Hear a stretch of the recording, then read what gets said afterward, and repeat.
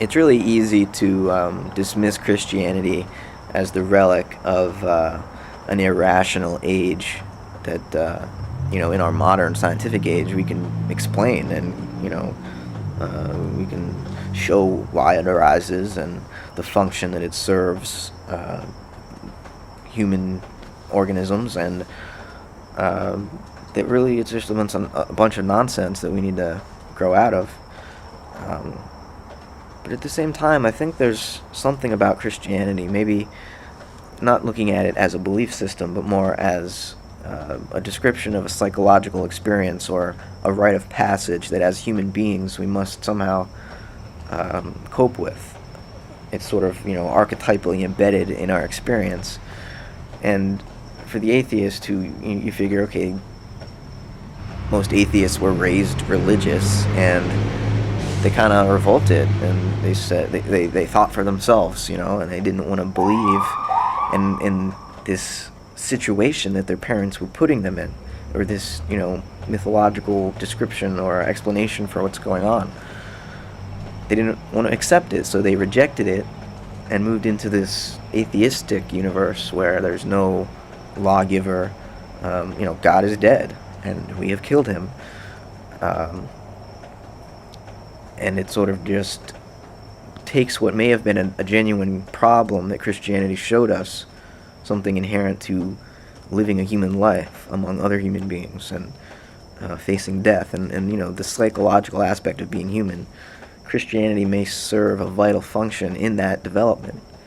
And if we just reject it and don't pay attention to the deeper meaning, we may be missing out on something important. And just what it is, well, we'll have to see if we can't tease out anything about what it actually means. I mean, what is the meaning of life from a Christian perspective? Well, it's to love God, to love Christ, because you have to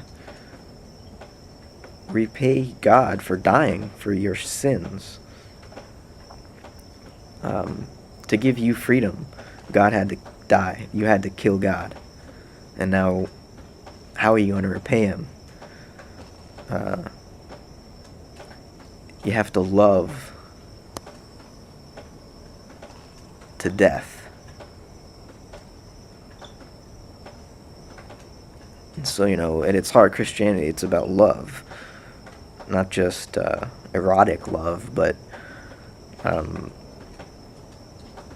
compassionate love. Love that has no stipulations, knows no boundaries, isn't based on any exchange or the kind of love that recognizes the underlying identity between everything, but also experiences at the same time the tremendous illusion of separation that exists between all of these supposedly separate beings within.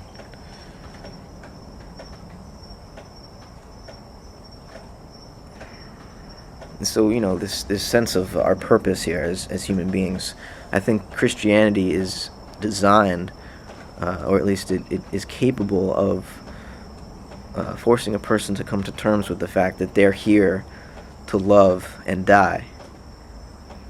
And that if they live a life where they didn't love, at the moment of death, they will realize how mistaken they were.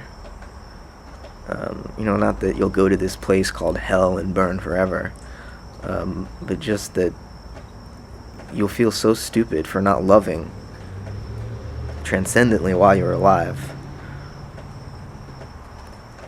And, of course, you'll be forgiven, because in the end, well, I'm not going to speculate, but I think it all ends in love, even if you didn't think it did while you were alive.